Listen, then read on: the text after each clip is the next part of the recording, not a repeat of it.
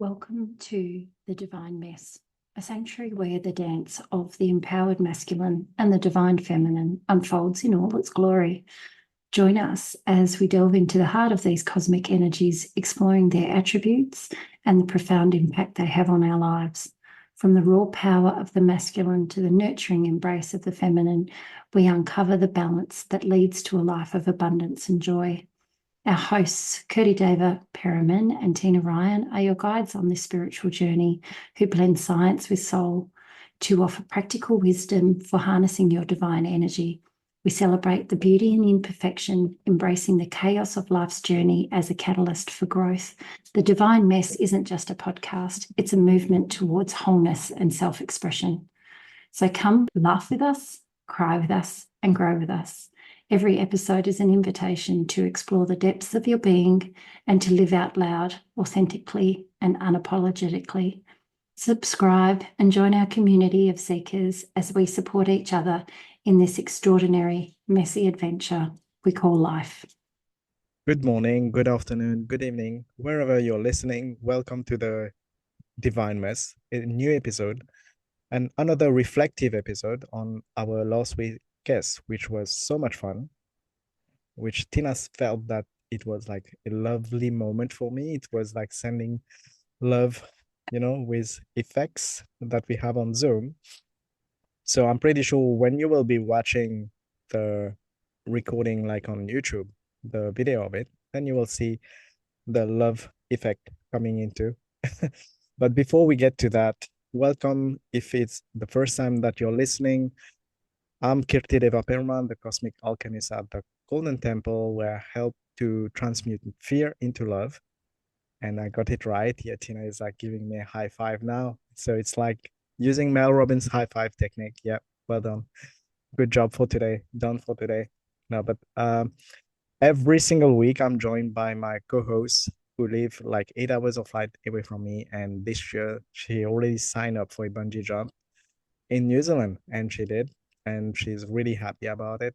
She's a busy mom of 4 boys, and she said, like, even I have 4 boys, I'm going to risk it. No worries, I can do that. And she got a lovely partner, a official Ironman triathlete, and Tina is going to participate in this year's Hawaii one. Oh, okay, yeah, okay. I'm mental. No, that's a internal joke that we have that Tina is going for the Ironman and the bungee jump, but I'm pretty sure she will do one of those two things pretty soon, and we'll hear all about it. Mm-hmm. But before we get on another tangent about our internal jokes, let's go back to our last week guess, where we travel through. For me personally, it was like watching different movies. So we went from like How to Train Your Dragon to Ghostbusters to, did I miss any? There are a few other movies that I was thinking about. Parenthood. I think there's, like lots of different episodes of different things, but it was a barrel of laughs. It was some really good aha moments. And it was like three old friends catching up over a cup of coffee. And this is the absolute joy of what we do, is that we're meeting our kindred souls who we've been separated from. And now we're all being magnetized back into the one space. But yeah, I've taken some of the learnings already and have been talking to people that I meet, or my family and my partner, about talking about when people make mistakes. That this was a key one for me. Like, we've all been in situations and scenarios where we've had someone that we love or we really care about, and they seem to make the same mistake towards us or towards themselves. And we go, A, why can't they see the pattern? And B, why am I continuously stuck in this mess?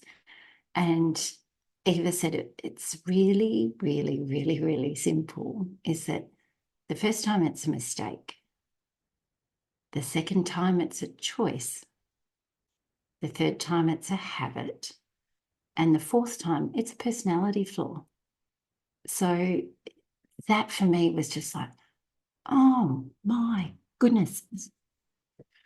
I have seen patterns in my relationship with my ex-husband. I have seen patterns in the relationships with my own children where, I haven't been kind to myself and I haven't established really good boundaries, and that I've allowed these character traits to be ingrained in my children and the people that surround me. But it's only through, as Eva said, stepping through the door of like shits and giggles and going, yeah, let's just bring this on, that we realize these things about ourselves and going, oh, yeah, I recognize that. Ah, sheesh. That means I got some work to do. So that for me was one of the big ones. Like, it just, you know how sometimes some things just hit you square between the eyes. That was, apart from all the other fabulous, amazing things that this woman can do, has done. We only opened up the table of contents, as David said, with our conversation. Like, we could have her back week on, week off, all the time, and still not get through all of it. So I'd love to hear about the love notes that David wants to send, because I know there's many.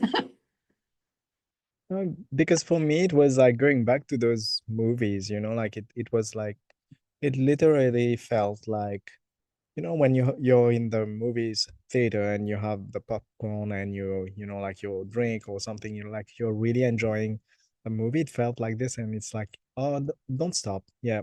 Even at the end of the credits, it's like, yeah, you can go out. You can go on. And we know that there will be a second part coming or a third part coming.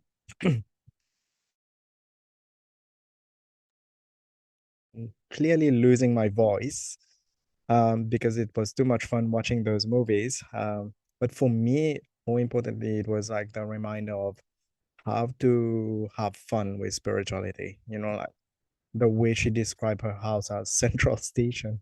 I was like, yeah, I could literally hear the theme song of Ghostbusters, like that siren going. And I'm like, yeah, that's how it feels. But she's very lighthearted in terms of describing that. And for me, one of the biggest reminders was when she said like she create that magic circle, like creating a magical circle, irrespective of how you do that. And that's what I like. The way she put it out is like, irrespective of how you do it, it doesn't matter, because for you, if that resonate with you, like if it's, for example, a dragon coming and doing that circle for you around you, and that you feel is resonating to you, that's all good. Or if you feel like Harry Potter is coming and doing that for you, that's always good as well.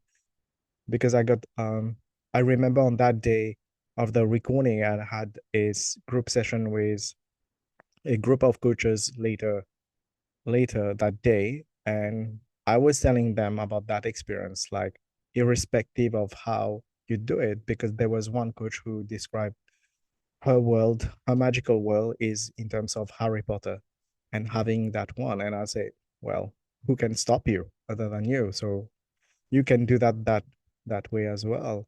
And there was so many golden nuggets into what she described, but one of the biggest was like, make spirituality fun, like make it, have funny jokes about it. And you see that childlike mindset from her is like, even speaking about ghosts, even speaking about like maybe negative energies, it was like when she described her daughter calling her, it was like station one. I still remember she saying like, it's like, oh yeah, station one calling, and it's like mom and thing like this. That was so funny. But it's like, I feel like every parent could hear that voice of their kid when she was describing that it's like station one calling. And especially when you have your daughter is going through the same like awakening.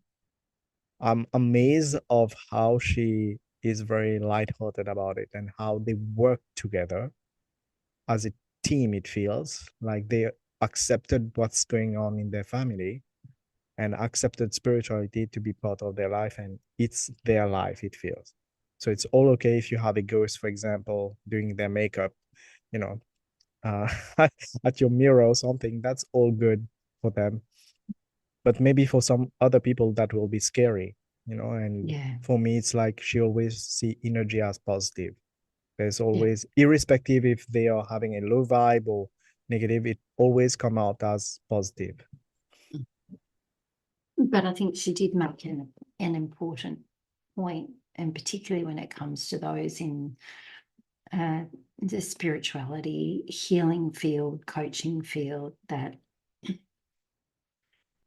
your energy should not be what is used in terms of being able to heal others.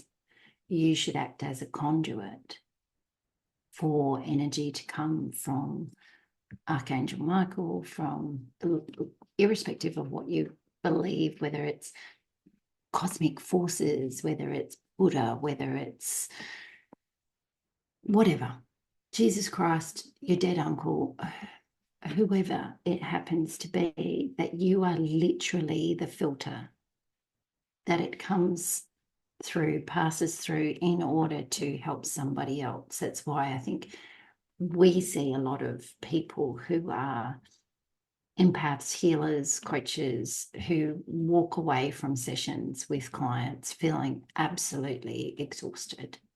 And that's the problem, is that they're utilizing their own life force in order to be able to help somebody else, instead of calling on their guides or their team, as she called them, to be able to be the ones that did the healing work. That you are essentially an observer. You're stepping back and going, okay, no problem. Do what you need to do. You call them in, you ask for help, and then you stand by and you watch the healing and the work being done, it being transmuted and removed and eliminated. And she said, and it can be as simple as one session. It can be, but it depends on how energetically attached they are. Like she was talking about when her husband passed away, and she said there was relief in the fact that that relationship was no more. And she said, and then the next day she wakes up and she hears him talking in her ear. She's like, oh, there was just this like, I've got to find somebody to get rid of this incessant noise in my ear, and I think it was one of the things that helped her wake up to the realization of her own gifts, that, as she said, all the clairs in her life lined up like that. All essentially all the light switches got turned on all at exactly the same time. But when you have been raised in an environment where you're told that your tendencies, abilities, however you would like to term and describe it, they're not real. So then as a small person, you're going, but who am I talking to? Or who am I having this conversation with? Because it seems very real to me. And the thing is that 9 times out of 10, these joyful gifts are passed on from fathers to sons, mothers to daughters, mothers to sons. It's the secret handshake that nobody really wants, but somehow you end up getting, and then it's like, well, what do I do with it? How do I deal with it? And I loved her approach when she was dealing with her daughters, and that the normalcy of it, in how that she just went, yeah, this is our role, this is our purpose, this is what we're here to do. And quicker you come to a level of acceptance about that, the easier the role becomes. Because the more we fight it, the more we try and shut it out, it's like putting a lid under pressure, right, on a pot. And you keep trying to jam the lid on and keep, all of a sudden it's going to explode and it's not going to look real pretty.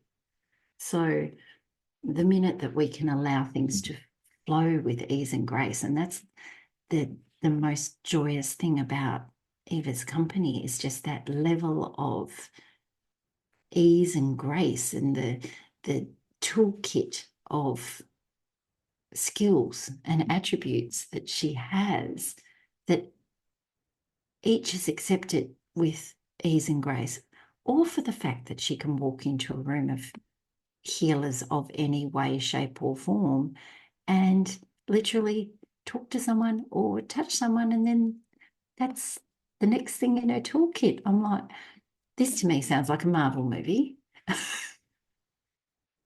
See, there you go. There's another movie for you.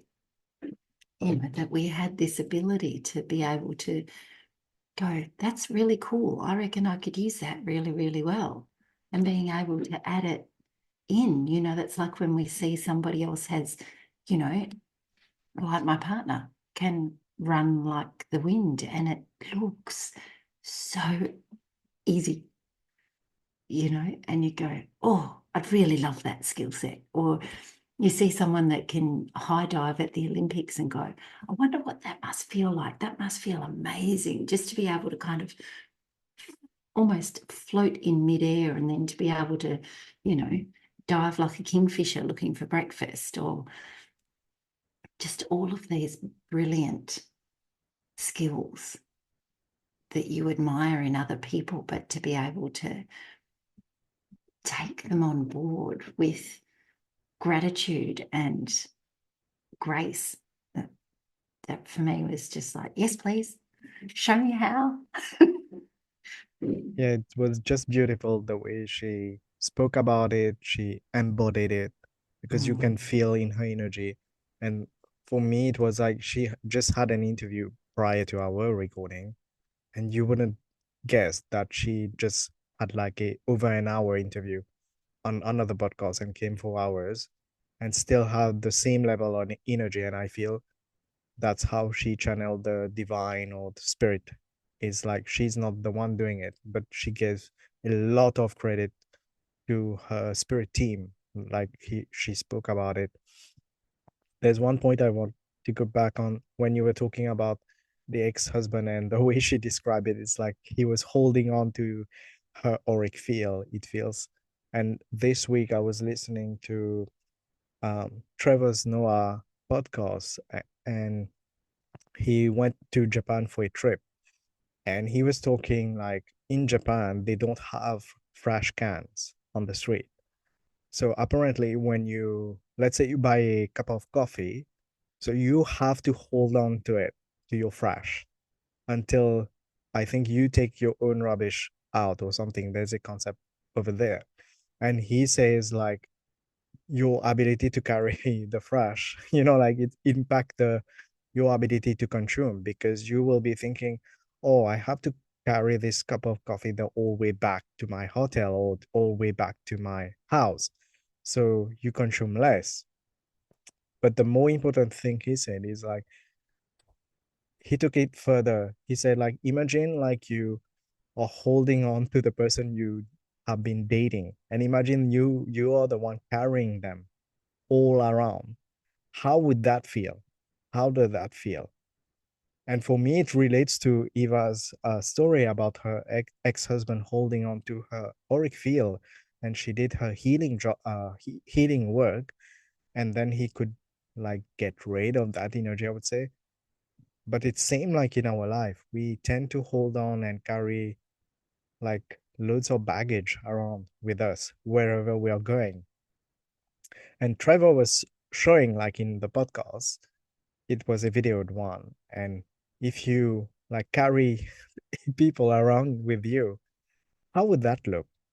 Would you even date someone else? I'm pretty sure like most people will say like, I don't think so. I don't, I will go there. But that's how we are with our mind, you know, like I was thinking that I was reflecting and say the fresh can in our, you know, in our mind. Like how are you treating your mind at the moment? Is it like a beautiful garden, you know, like with the spirit team over there having fun? Or is it like a trash can or garbage, you know, space, unfortunately, that you have just dumped over the years because you have struggled to let go of things? And Mm. I think, like with Eva saying that using spirit to do that out of the job, it's like they're waiting. I love that concept. It's like the angels are waiting. What did she say? Yeah, Like like twiddling they're with their twiddling the fingers, thumbs. Yep. the thumbs, and like waiting and until we call on to them. And I feel like if we constantly do that and it become like a habit for us, Mm. everyone will have that childlike mentality like Eva does.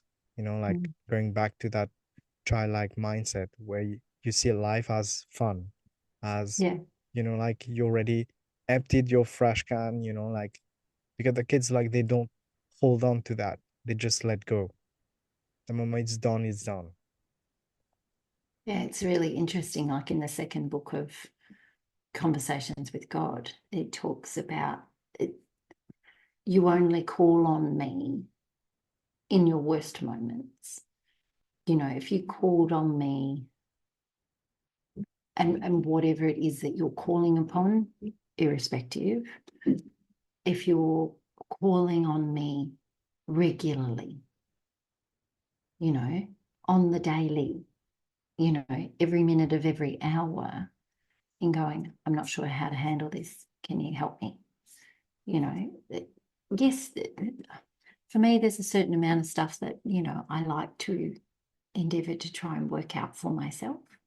You know, there's got to be an element of that in it. But at the same time, there's no harm in asking for help. Like, I think, irrespective of where the help comes from, and we can't be biased in how we receive the help. You know, like you can be asking for help and thinking it's going to come in the form of all of a sudden your bank account has 10 times more zeros in it than, but it might be a billboard, you know, that you see on the side of the road, or it might be the fact that you need to reach out to somebody else. And by being of service to somebody else, that's the help that you are meant to receive, because you're meant to receive a reminder.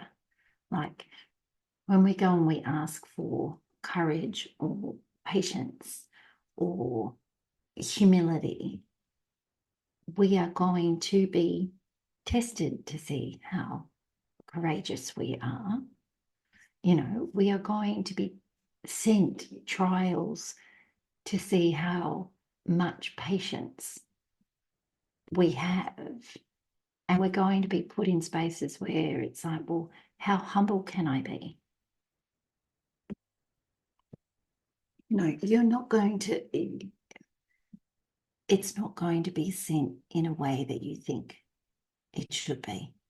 It's going to be sent in a way that serves your highest and best good, you know. So we have to be a little bit more open-minded about how the assistance comes through. But, you know, you get into a position where Eva is now, where she doesn't question it. You know, there's no doubt, there's no questioning, there's no nothing. For her, it is just, it is. It just is. You know, it's not, they might come, they might help me out. Otherwise, I've got to do the work. No, the dude with the really big eyeballs going to show up and puff and blow smoke and go, yeah, I've got it sorted. I will sort it out for you. You just essentially need to act as the meat in the sandwich. You know, I'll be the one that sorts this out, you know, that helps. And really, from that perspective, there can be no greater service, I don't think, of helping people move to the next stage of where they're going, you know, and even in the same book, they're talking about death and how we in this gorgeous meat suit that we're in, we're so concerned with death being bad and awful, but it's what comes out the other side is such a beautiful experience. You know, the conversation around it is what are you so fearful of? Why are you, you know, I've built your bodies to last infinitely longer than you get to use them for, but it's your choices. You know, I've given you freedom of choice. It's your choices. That means that you are coming quicker and faster to me than I had intended. But, you know, there is only one space to come to where everything is love, plain and simple, just love. And that, you get that from Eva every time you listen to her. Excuse me.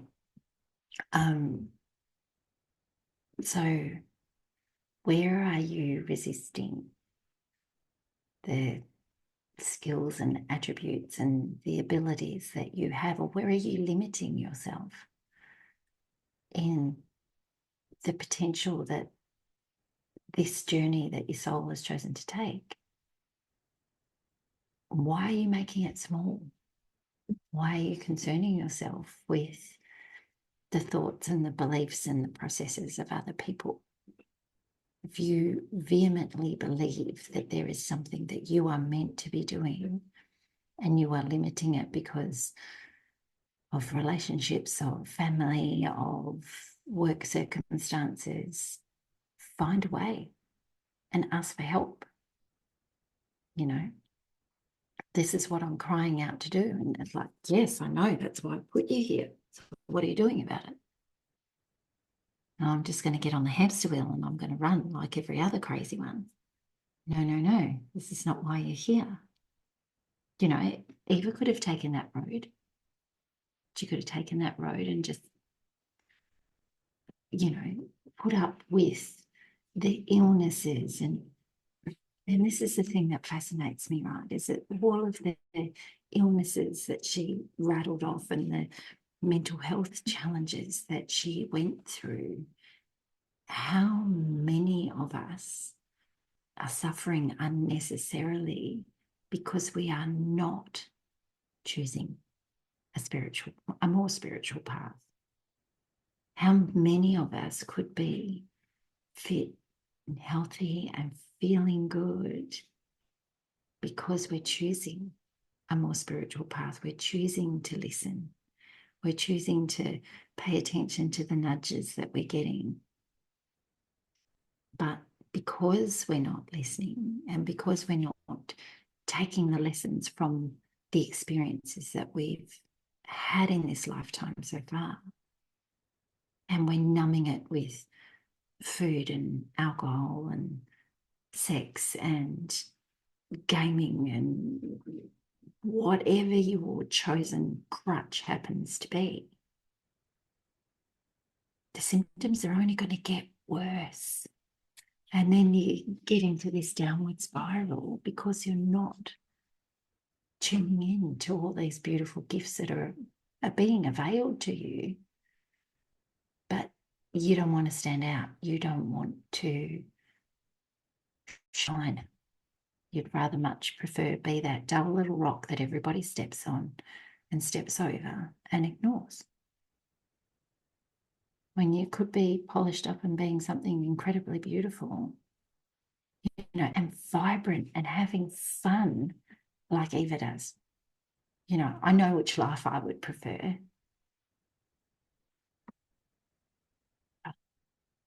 Choices, aren't they? Yeah, the choice is ours, like we say, or Rhonda Bryan in The Secret, she will constantly say, like, you have the choice in the moment. You have the power in every single moment to change your life. And I do believe that for me, when you were sharing it reminded me of one. Um, his name is Rob Dial. I'm just going to paraphrase what he shared. It was from his podcast, like Mindset Mentor, and he was he was saying like, just imagine like you're a soul who is going to come like just for one day and live in your body, and you just have one day to do whatever you want, right? Whatever you want. How would you have lived your day differently? And he says like, if every morning you wake up with that kind of mindset that you're just a soul like coming to have fun, let's say on Earth, how would you have lived your day differently each day? You know, like, and he talked about that. And for me, when you were sharing, that story came to my mind. You know, like it reminded me of that. That when, especially working with coaches, I noticed that now, like how much fear we have been holding on, even even when we say like we have been doing our inner work or shadow work. And when I hear like Eva speaking about shadow, and I think she was the second guest that speak about shadow in that way, um, in terms of like being a friend, you know, like it's not your enemy, but rather it's your friend and it's teaching you something. And like you said, it's like just going back to love. And that's love that's going to heal the shadow or be friendly with the shadow. And I feel that we, as a human, you feel that you're in non-stop work in progress. Like your ego will keep telling you that. But as a spiritual being, you just know. And I feel that's where your spiritual practice come. And that's how Eva reminded us that irrespective of what you're doing in terms of your spiritual practice, it doesn't matter. Whatever works for you, just do it. And as a spiritual being, like with your spiritual practices, you're constantly reminded that you're just a spiritual being having a human experience. And having that faith and knowing that brings you more calm and peace in your human, irrespective of the storm happening outside. And I feel like often we tend to forget that with situation, because I got asked a question like, how do we make like spirituality more practical? Like, you know, like in the heat of the moment, or how do we deal with that then?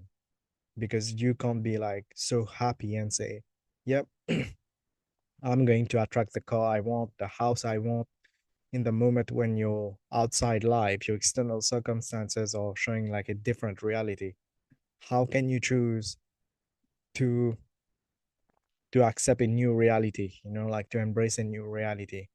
And I feel that's part of the spiritual path, because there's a lot of people that says, and I feel if God has given you everything on a gold platter, you know, or silver platter, whatever you want to call it, then everyone, like we would have end up, I feel like Atlantis, you know, like that experiment where the ego took over because you couldn't control the power. And we hear a lot more now with people channeling like Atlantean energy, where they call it an experiment that failed, but taught us more about the human ego, because it was like misuse power. And I feel like a lot of light workers coming now, they were from that era.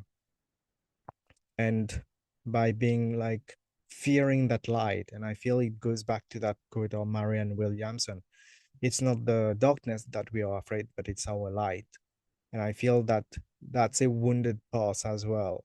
And when you explore, like Eva talked about the Akashic record, when you explore your Akashic record, this library that has everything about your soul journey and the possibilities of the future as well. Because, like, you know, like you can change your soul path if you want to, that you can actually change it in the Akashic record. You can, because what they say is like it shows you a possibility. So if you watch like time travel movies, they all tell you like there's a possibility of what may happen.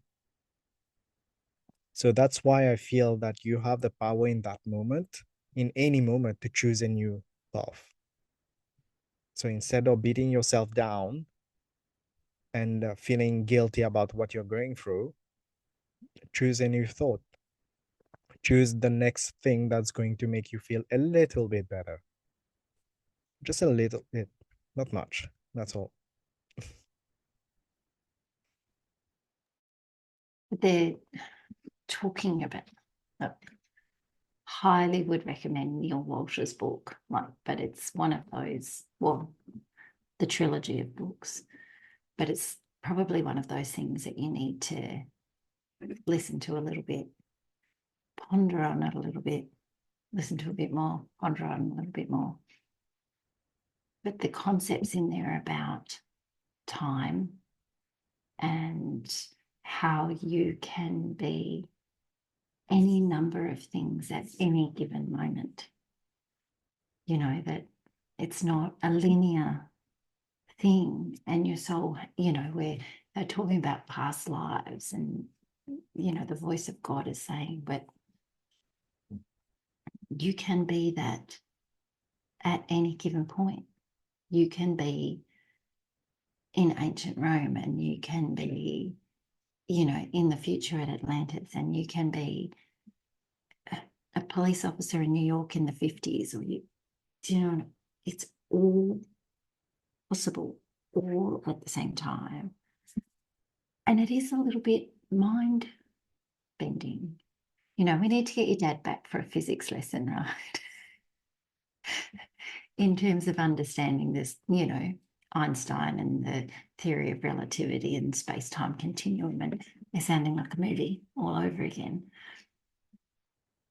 But we can be all of these things all at once, you know, and Eva's got such a playful energy in allowing herself to be a healer and a conduit and psychic, clairvoyant, you know, all of these words that get bandied around. And you ask, you know, like, you know, a reverend, because then it meant that she could do hands-on healing with people, because that's how the US law works, right? But, you know, it's yeah, and, you know, like that's how I see her. And, you know, you ask her something, she goes, yeah, and, you know, like, so what? You know, I'm here for all the juicy deliciousness that comes from this experience.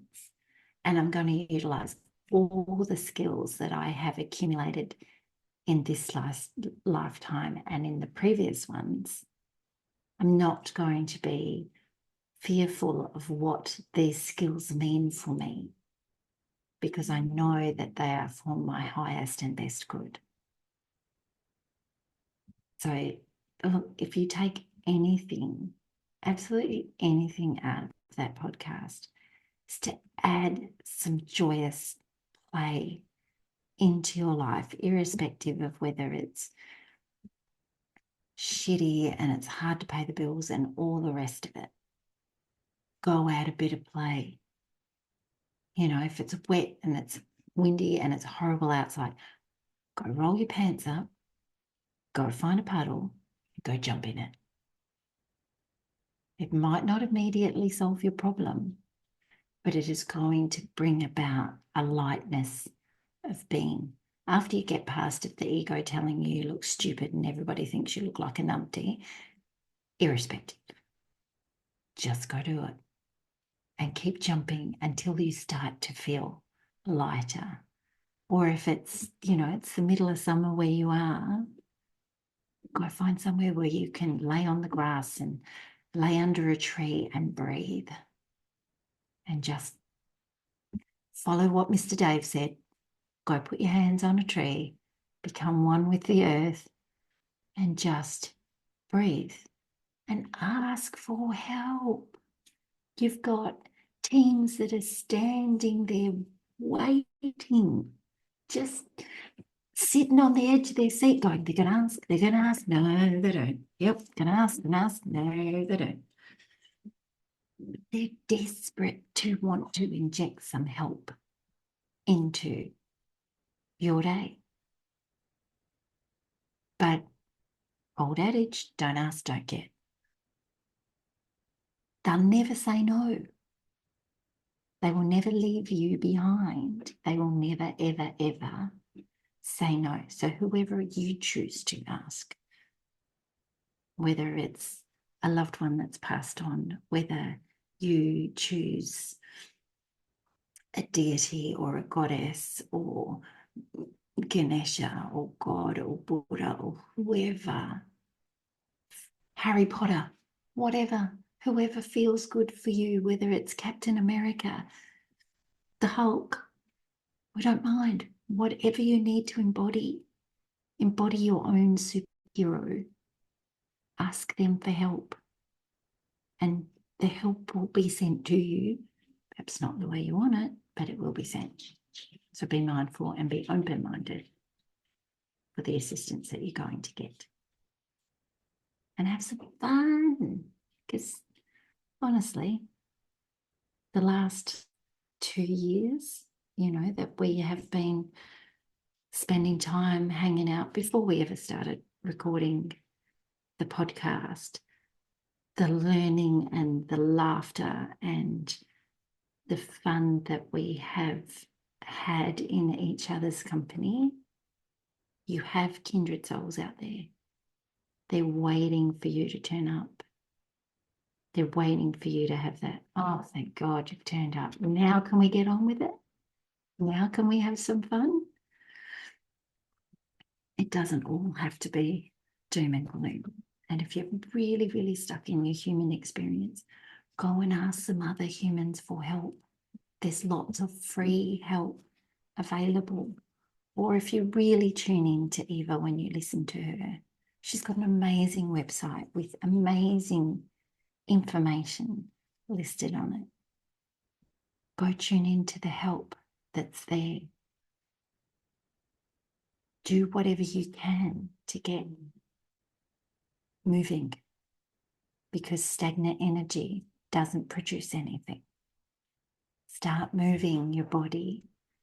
Start seeing with a fresh set of glasses. Even if you've got to go get yourself a fresh set of glasses, start seeing with a fresh set of glasses. Have a look at your life a little bit differently. Ask your best friend some honest questions and ask them to give honest answers and not the smoothed over hair stroking, hand holding. I'm talking about the ass kicking. Are you really ready for my honest opinion? Because I'm going to give it to you now. And don't dislike me for what comes out of my mouth, because you'll get it. As I get with my co-host when I'm having a Netflix special during my life and I ask for honest feedback, I have to take it with good grace and go, yeah, probably slipped into some old patterns. Yeah, that's not really pretty. No. And I want to inject as much fun as humanly possible. And that's what our guests are giving us.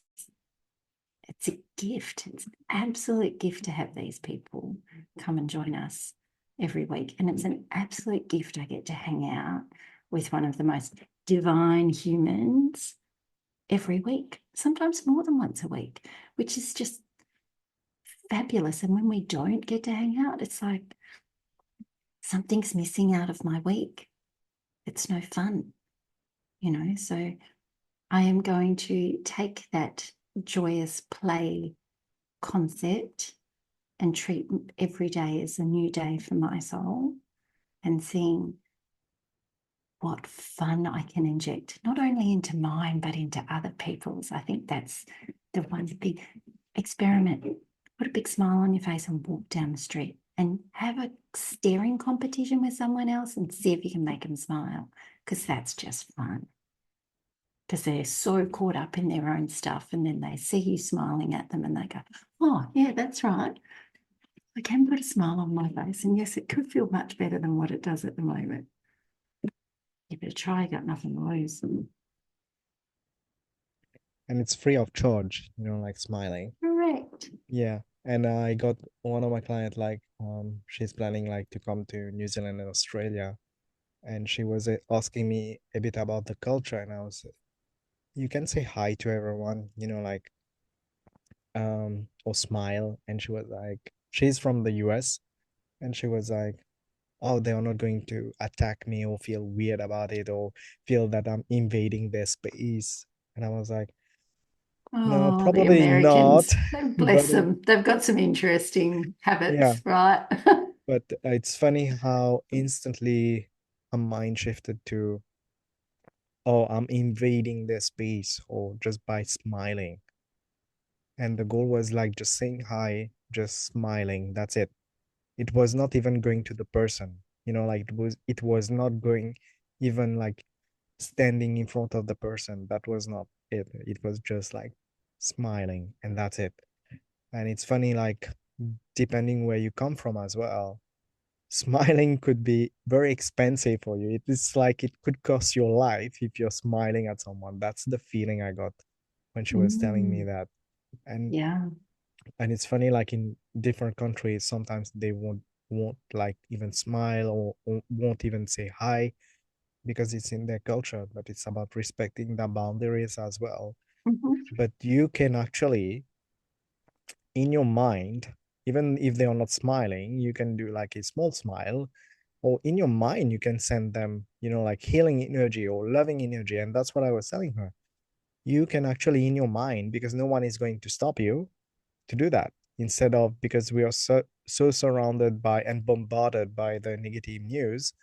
So how about sending Mm, some love to everything or everyone that you're walking past by, like, just like you were saying, having fun.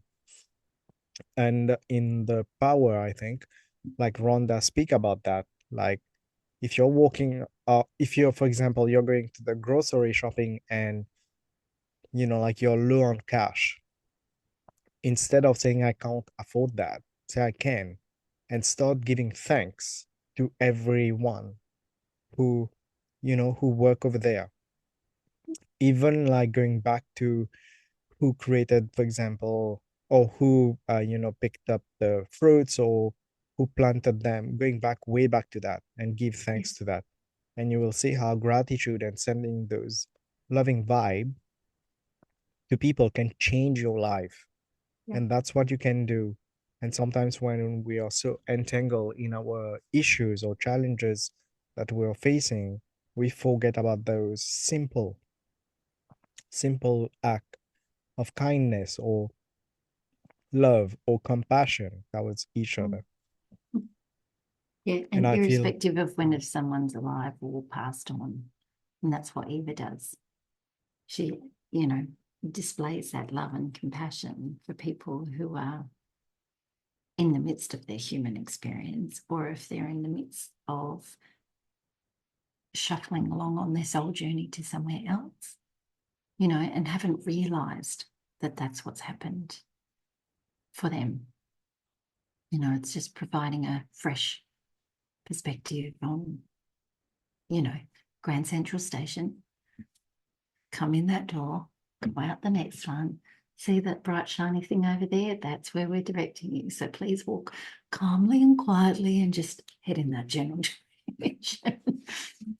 Once their human attachments have been untangled, because like David said, like we carry the hurt and the pain and the disappointment and why don't they love me parts with us. We need to learn that unless you've been an absolute idiot and you've intentionally caused harm to somebody, if people don't want to be around you, it's more to do with them than it is with you. And sometimes our behind the scenes crew, if we're wanting to talk about the movies, the people that are in the credits but not actually seen, are working their magic because you haven't heard the conversations when you've not been in the room. You haven't seen what other people have been doing in your name or talking about you. So when people start to fall away from your life, trust the process, because those people might not be your people, and they might not be the type of people that you want to carry on a season, a reason, or a lifetime, right? So you've got to find what category they fit into. And from my perspective, Eva would be a lifetime type friend, because I think we can all learn an amazing amount from her in terms of dealing with the gifts we've been given and accepting them with lightness and joy, instead of accepting them with this heavy burden that I must carry because I'm helping souls transition from their human experience. What a crock, right? Just get on with it. That's what you're here to do. Get on with it and do it with a smile on your face. Have some fun with it. Imagine the people you'd meet. Like, just imagine it. Imagine the lives that they would have led and the things that you can learn from that you can implement and take on. So if something feels weird and funky in your life and you're trying to work it out, stick your hand up, ask for help, irrespective if it's your behind the scenes crew or whether it's the people that are right in front of you. And if the people right in front of you, if you think their reaction is going to be weird, come find us, come have a conversation. Honestly, nothing turns us off, inside out, upside down, back to front, more than the weird and the woo-woo and the not quite of this world. So we're at least two people on this planet who are more than happy to have those types of conversations. And we've had them lots of times, many times over. So come join the fun and shits and giggles with us, because we look forward to it. Yeah, I think like before I lose my voice, We're going to sign off, aren't we? I'm going to sign off.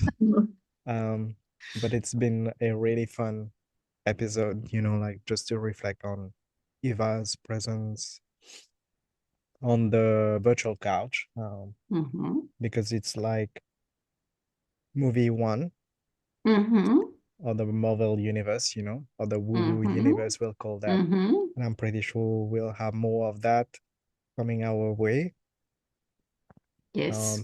For me, it was like just have fun, like with your soul, like within your soul, and ask your highest self to express himself or themselves rather through you, and also like be like the childlike mind, like with your dragons, unicorn, or magical creatures that are weird, like she call it weird, and like we welcome those weird conversation.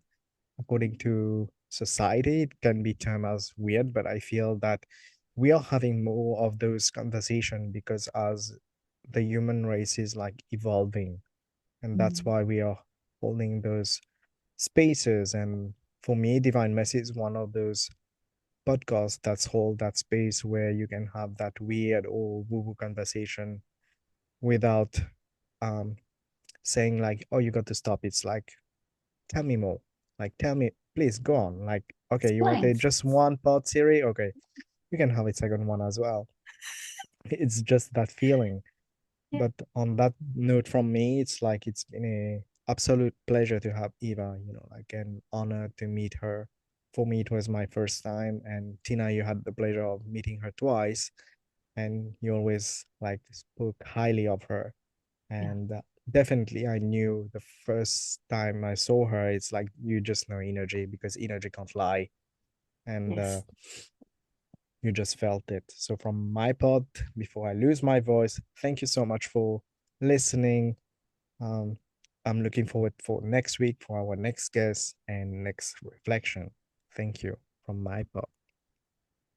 And as always, we love you. Thank you so much for sharing your most precious resource, which is your time. And we look forward to having you join us next week on the virtual couch for a new and exciting guest. So until then, find the joy in the day. Go smile at someone and ask them actually how they are, because you might be surprised with the answer.